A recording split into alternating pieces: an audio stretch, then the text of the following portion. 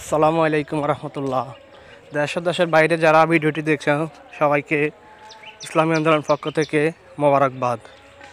আপনারা দেখতে পাচ্ছেন রাঙ্গঞ্জ উপজেলা ৯ নং বলাকোট ইউনিয়ন ওয়ার্ড ৯ নং লক্ষ্মীধর পাড়ার পাইকের বাড়ির সংলগ্ন রাস্তাটির কাজ ইসলামী আন্দোলন বাংলাদেশের পক্ষ থেকে করা হচ্ছে। আপনারা দেখতে পাচ্ছেন ইসলামী আন্দোলনের নেতাকর্মী ও স্বেচ্ছাসেবকরা নিরলস পরিশ্রমের মাধ্যমে এই কাজটি গড়ে তোলার চেষ্টা করছে।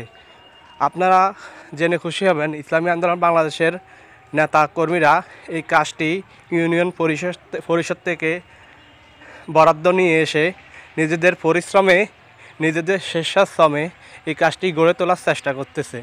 আপনারা দেখতে পাচ্ছেন আমরা বিগত দিনগুলোতে দেখতে পাচ্ছি বিভিন্ন রাস্তার কাজে ২ নম্বর ও ৩ নম্বর ইট ব্যবহার করা হতো, কিন্তু আমাদের এই রাস্তার কাজে বিল্ডিংয়ে ব্যবহার করা ১ নম্বর ইটগুলো আমরা ব্যবহার করতেছি।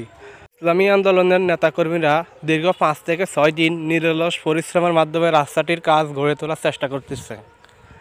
আপনারা এই ইসলামের জন্য ও দেশের জন্য মানবতার জন্য আমাদের ইসলামী আন্দোলনের এই পরিশ্রমগুলোকে বেশি বেশি শেয়ার করে মানুষের কাছে ছড়িয়ে দিবেন, এটাই আপনাদের কাছে আমাদের কাম্য।